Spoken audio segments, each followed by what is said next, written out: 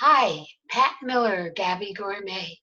Our Friday Zoom meeting when I get to visit with great restaurant people, wine people, everything going on with the quarantine, the different lifestyle we're leading now. And I have two great guests today. Corky, introduce yourself. Corky Douglas, Milwaukee Street Tavern, Denver, Colorado. All you have to say. And you used to be Tante Louise. Yes. Been around for a year or two.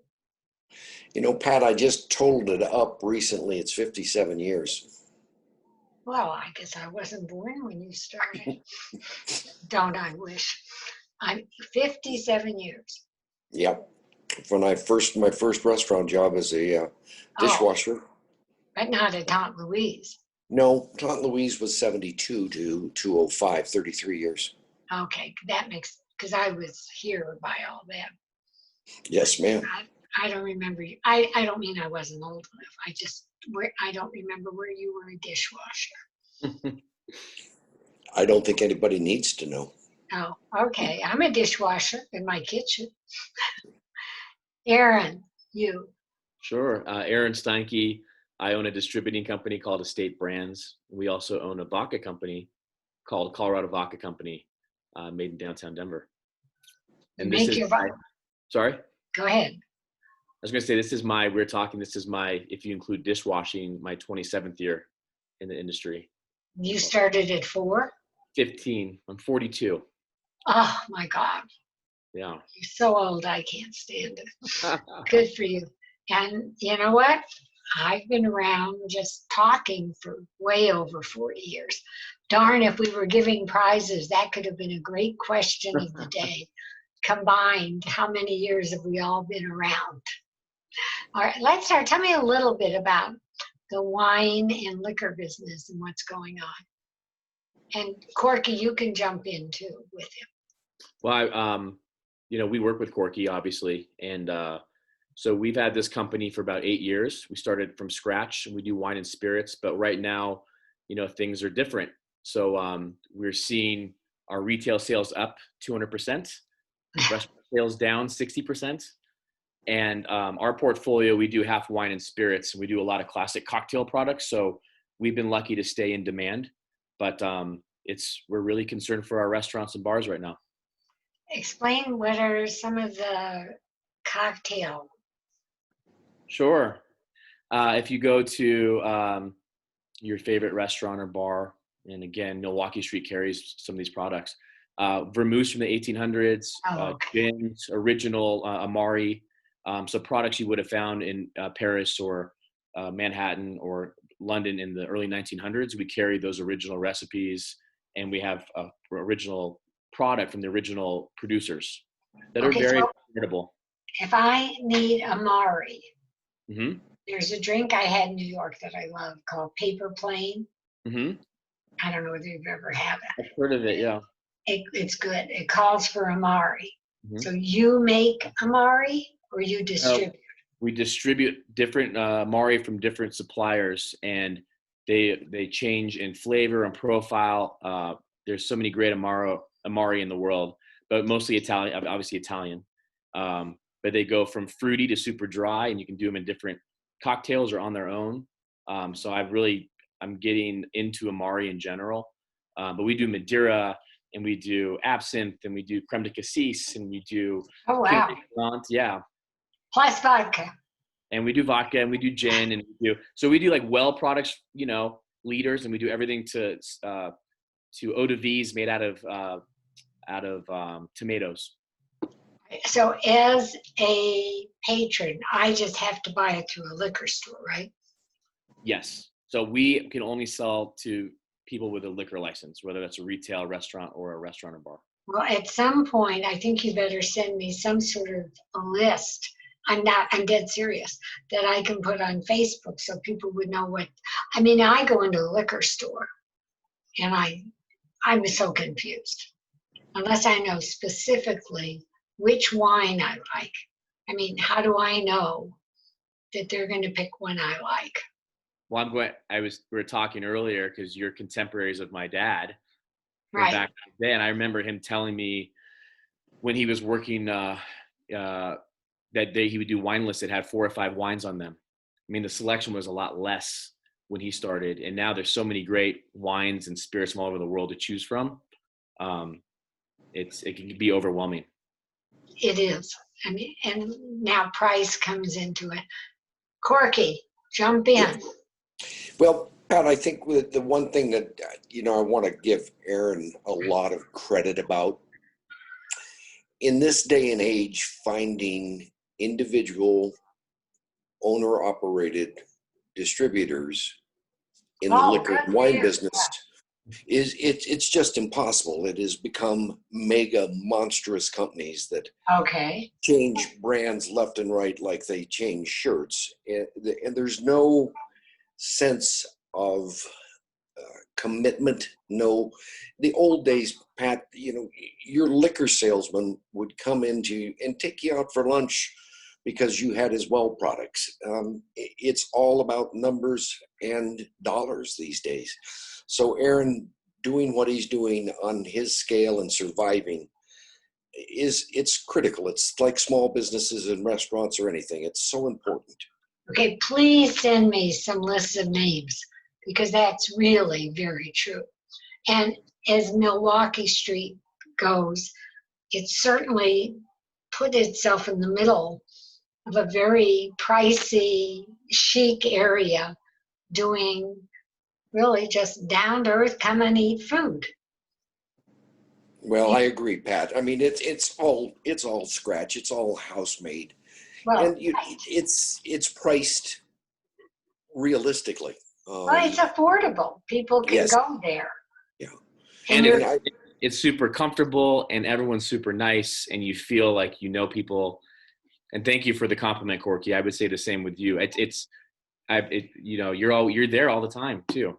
You don't see that a lot, right? Well, I'm a hands-on guy, Aaron. I don't know how to operate 13 or 14 restaurants. I sort of like to touch and feel the people that are in the place. You're absolutely right. But even in one-person restaurants, I overheard somebody the other night tell somebody else, "Oh, a one-person restaurant. Oh, it's so good to see you. You're just never here." And I think that makes the difference in whether you want to go or not. Well, I think to Corky's point, like as a distributor or as a restaurant owner, if you're leading, I think we enjoy people. I think you have to enjoy people to be you. I know you do. And I got taught that early on about the relationship. And it means everything. I mean, some of my best friends are people that I started working with, that we have family events now. And I mean, I consider Corky a friend in you because you're extensions from my family, and you've always supported us. And we've been through a lot of stuff together. But, to be there every day and to be, I call on 100 accounts as the owner, and I'm doing will calls, and I'm driving the truck sometimes, whatever it takes to get the job done. And I enjoy that. I think in this whole pandemic thing, the thing when somebody says to me, "What do you miss most?" It's really not the food. It's the people, and going to see them and sit at a bar or be with somebody, because we're people. I know some people are perfectly happy sitting at home, which I totally don't understand, but that's okay. I like giving hugs. I'm a big hugger. That we're all missing. They're doing whole programs on why we should just forget it and give a hug. Yeah. Corky, tell us a little bit about what Milwaukee Street Tavern serves. Well, Pat, it's what's called garden level restaurant. Some of us would call it a basement. We call it garden level. What's the address of your garden? Two. I think Corky is now frozen. It's the corner of 2nd and Milwaukee till he comes back. But it's the 2nd and Milwaukee, and shall we wait for him to come back to tell us? I could tell you somewhat about the food. It's lots of salads and sandwiches and burgers. And one of my questions that I was interested in is, it's actually sort of a bar. And what he's doing now, I'm not sure. I mean, I know he's doing well, but you know how you compensate for all that. I think he has a really good staff that have been there a long time. And then I always thought of it as elevated bar food, and I mean that as a compliment. The food's really good. No, I do too. I agree with you. And then I can speak to the fact that he does really good wine selections and spirit selections. He's price savvy, so he's offering you a really good quality product, but he wants really good product to go with the food. You don't see that a lot with certain bars where they're doing really good wine pairings with hamburgers. Just a minute. Two favorite subjects. I'm invited to my kids for a hamburger, and I don't have a wine in my house, and it's tonight. So I'm not quite sure how I'm going to figure this out. But this is not a joke. This happens to be true. Well, we live close by. I can drop a bottle of wine off for you. I accept. Can you make it before 5? Yes. I'll be ready.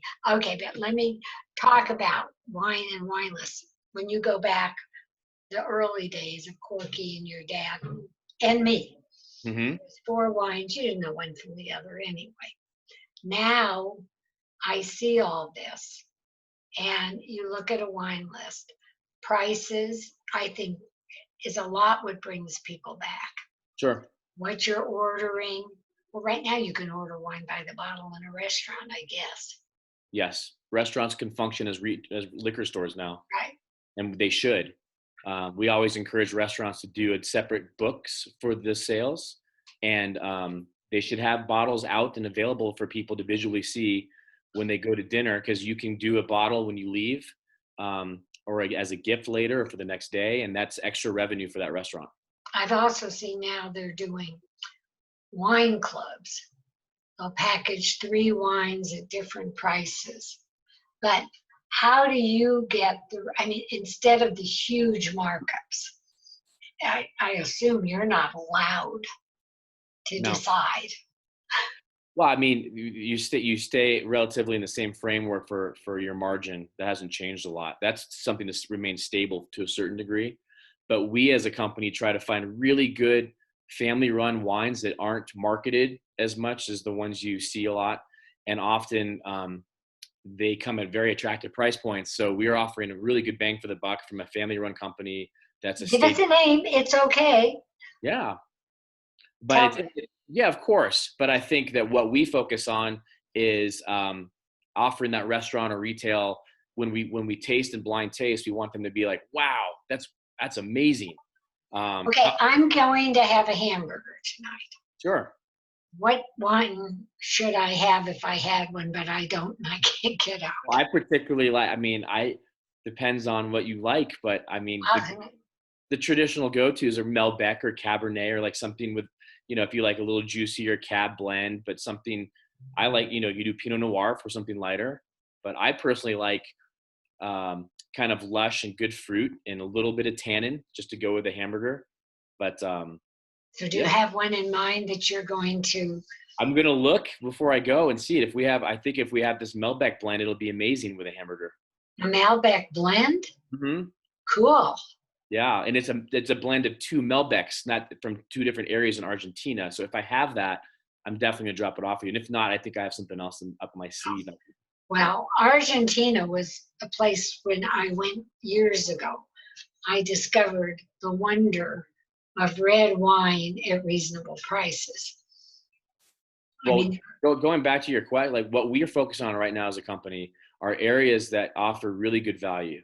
And it's for a long time been Argentina, Chile, Spain, Italy. But now logistics with COVID are being affected because they're running out of physical containers to get product over. You're kidding.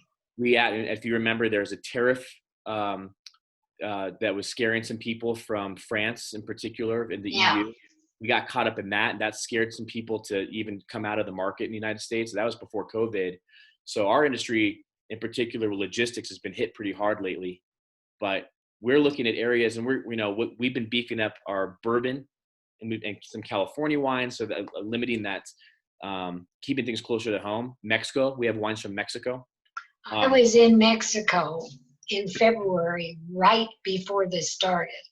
We had Mexico City. Great.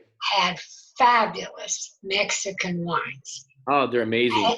And they were dirt cheap there. We were in Tulum about 3 years ago, and they had this little wine shop. It kind of reminded me of Mondo Vino. Oh, that's where I go all the time. And they had amazing, like, Bordeaux blend from Baja that were not cheap. And they looked like Bordeaux bottles, beautiful labels, and the wines were awesome. So we have a few different Mexican brands from Baja Peninsula. We sell a lot of tequila too. Well, that's very popular right now. Yeah, we sell a lot of really good tequila. So, and then my family in Colorado's from Mexico. So, and my dad, was from Chicago, from German side. But it's funny. Yes, he did not look very Latino to me. No, he didn't look Latino. Blonde hair, blue eyed. But it's fun to go. He loves Mexican food though. Who doesn't? Do you have a favorite place? I have a few. I mean, I always try to support the local family-run. Well, I was going to say, name me a place or two that carries your wine. I don't care who you pick on.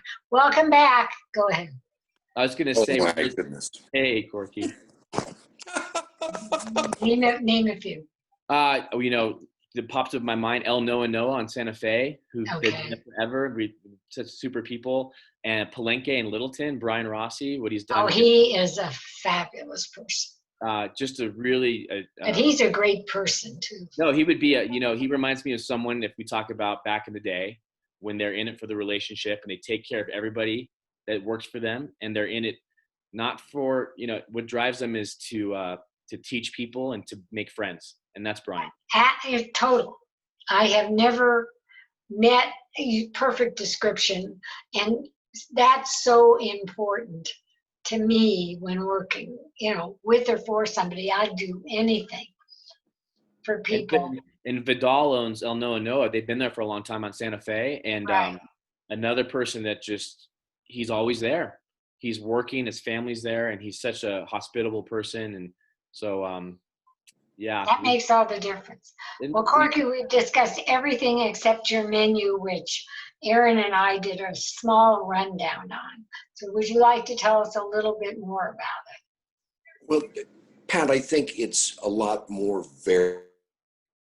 I think the offerings, whether it might be the jambalaya or the chimichurri steak sandwich, we've got salads that are just world class in their ingredients, and we had great salads. The one thing that we do daily that for me is always been an indicator of a good restaurant is the soup of the day.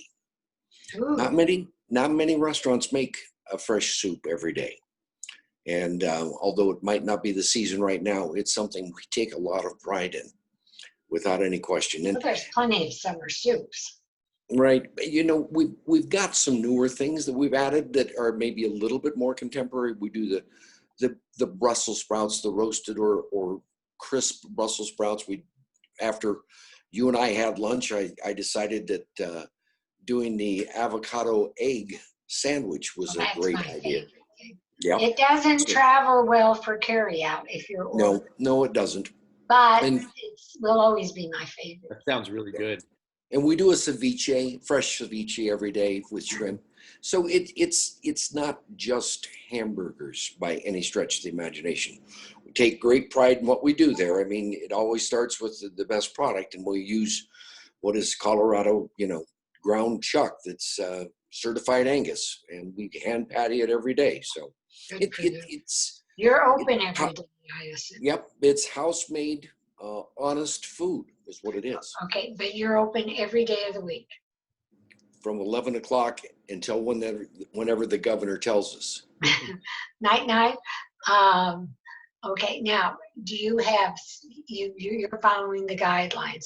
I assume your very popular bar is reconfigured. Pat, with the curfew may have been lifted to 11 o'clock today from what I've heard. Oh, I haven't heard that yet. Yeah, that's the report I've got. I haven't confirmed it. But for us, closing at 10 o'clock is a significant impact because all the restaurant people want to come in after their shift to have a bite to eat or have a drink. So that's a big deal. Here's a point that I've still never gotten clarification on, and I've asked a lot of people. I go into many restaurants. I went into Toro the other day, the new Sandoval restaurant in. Okay, I was going to say I've never heard of it. Okay. Yeah, in the Marriott. And Kelly and I like sitting at the bar. So does Gabby, but I haven't been. Well, we like that personal interaction. We went to a couple of other restaurants, and no, they're not. So is Toro got the bar open? No. Oh, okay. But we do. And we had an inspection the other night, and there was not one comment about the fact that we have only 6 bar stools at the bar. Separated. There's 2 and then 6 feet, 2. Yeah, all right, well, that makes sense. But for some reason, a lot of people don't seem to think that they can serve at the bar. And well, I've heard it that a lot of people just think it's too much trouble and they can put a table closer to it and then have 6 feet. Well, look, when they're making you close, I mean, at least I guess they got over the fact that they were kicking people out at 10:01. They're not doing that anymore. Well, I think finally somebody got at least that part of the playbook correct. That was disgusting. Yeah, and that was Reavers. Yeah, that was terrible. Like, come on. How is Toro, or are we allowed to ask on the air? Oh, I thought it was good. They've redesigned it. Of course, I don't know what iteration this is now for the JW Marriott. 450. It's really nice. And some fun things, but high end. It's Richard Sandoval. Well, it always was, yeah. Yeah, you know, so it's a varied menu, but we only tried a couple of things, and we're going to go back. Well, my theory to you is that we'll try all of those places once or so, the really high-end ones. And then I'm going back now for my wine or drink from Aaron, sitting around, whether it's in a patio or wherever, and enjoying something. Salad, sandwiches, all those fun comfort things. I mean, that's why you go out now. What have been some of your favorite places for lunch? Me? Yes. I haven't gone for lunch anyplace. Okay. But just so you know, I have had sandwiches from Tables on Kearney, and they're doing lunch now. Okay. And their sandwiches were delicious. They're like Tuesday through Saturday, and then they switch over. And then the Bagel Deli, to me, always said, you know, that's not going to be a liquor place. And a salad at Milwaukee Street would be great. Do you have a favorite lunch spot? Well, I'll tell you what, Pat. One of the ones that you mentioned early on, if you want to talk segue back to owner operators, Amy and her husband. I agree. On Tables, you know, coming, they've walked every hoop. Yep, they've walked every step, and you know what? They've had great success. That's wonderful. She put a tent up. Now that's one of the places I've been, because I'll go there for dinner. You could take your grandma. Yeah, she lives right by there. Oh, okay. It's outside. They're totally spaced. Service is perfect, and the thing that was the driveway is now all tented. Okay. And they're very careful. But going back, putting you two together, I go to Milwaukee Tavern. Tell me some of the wines from you I might find there, or one of you tell me before. Well, I know I know they've been buying a few different wines from us for years, but I know one that's been on the menu for a long time is Fleur. And Corky's been representing Fleur. And I think maybe you remember, my dad sold Fleur for 35 plus years. I remember Fleur. And it always has that Beaujolais label. And when he passed away, that was something I was able to get into our company for none other reason that it's a connection to my dad. And I remember, you know, when I was a little kid playing G.I. Joes or playing with little using You're boxes. still a little kid to me. But it's not, you know, how great is it now to sell that? And it's the connection to what he taught me. And then one of his old friends, Corky, being able to serve it alongside his amazing food at his restaurant. And I think that you had Fleur on your menu since forever. That's correct. And two reasons why, Aaron, and they're key to any business, in my opinion, is quality and value. We were talking about value when we lost you for a while. Yeah. Because I think people want value and variety as well.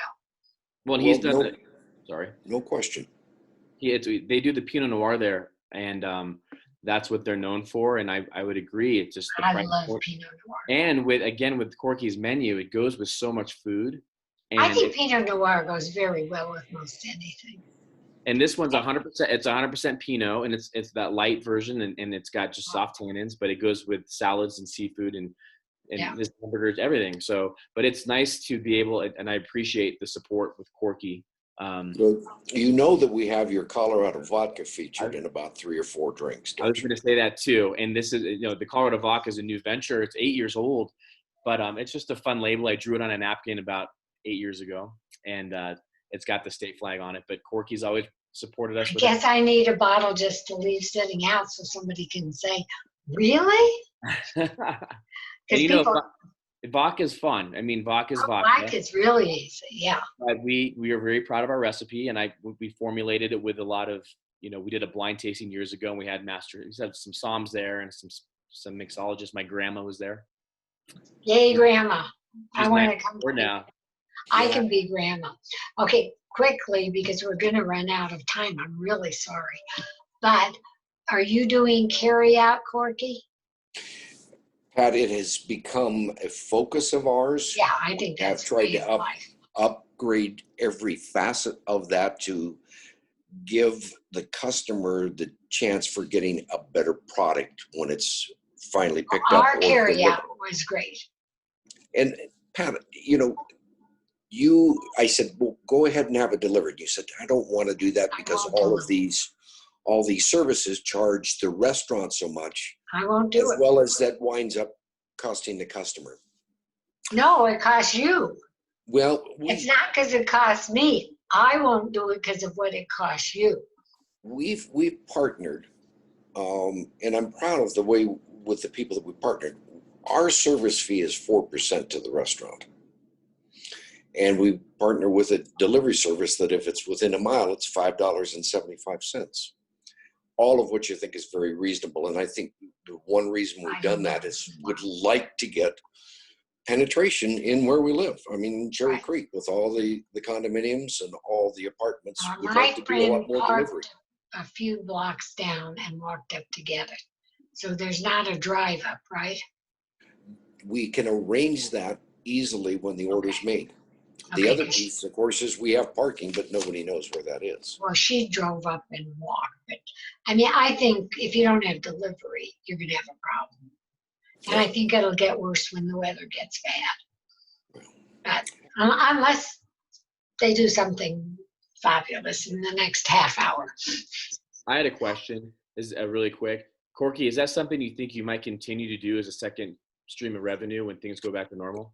It's got to become a huge focus for us. Good question.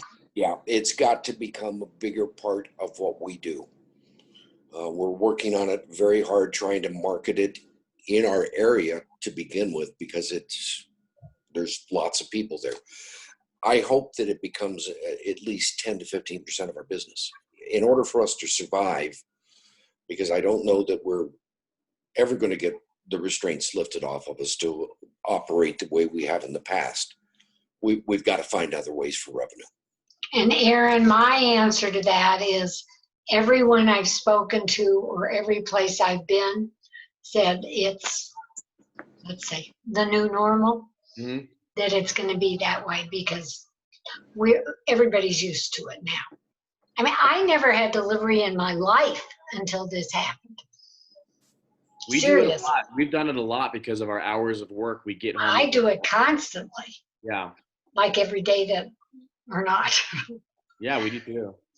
Well, one last question, Corky. Are you going to have bottles to go, like alcohol bottles for sale, like running kind of a retail spot as well? Is that something that you're doing or thinking about? The alcohol facet of it, Aaron, is not something that we have worked on very strongly. Obviously, we can send a cocktail to go as long as it's properly sealed, properly labeled, and unopened.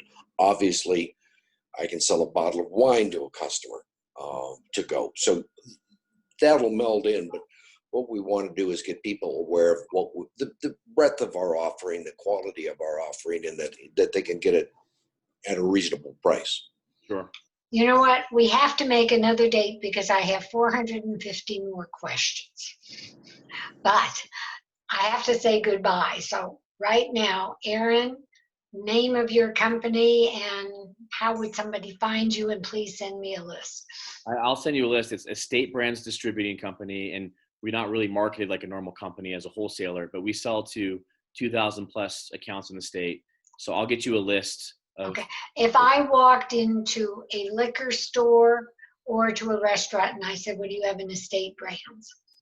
They would tell you most often some vermouths that we do, or Colorado vodka, or Floor, like some brands that have been around for a while, but we sell to most every major restaurant or retailer. So if you asked, they would have something that we sell them. Okay. Corky. Name, hours, blah, blah, blah. At the Milwaukee Street Tavern, 11 to whenever the governor closes us. Right now it's 11. Okay. Normally it's 11 in the morning to 2 o'clock at night. We serve food until 2 o'clock midnight. the next morning, yeah. Yeah, we serve food until midnight. We're still not able to do that yet. I'll set my alarm. Okay. Well, there's a lot of the Every young day of people. the week. Yes, ma'am. All 7 right. days. Do you have a phone number? 303-320-4710. Okay. I love you both. I'm so sorry time is up. I could go on for about another hour and a half. And your autumn leaves are in the background, Corky. Nice. You should have a bottle of wine in your hand. I'm Love going to you show both. you. Thanks for having us. There's Tattinger for you. Okay, I know that one. Have Okay. a great.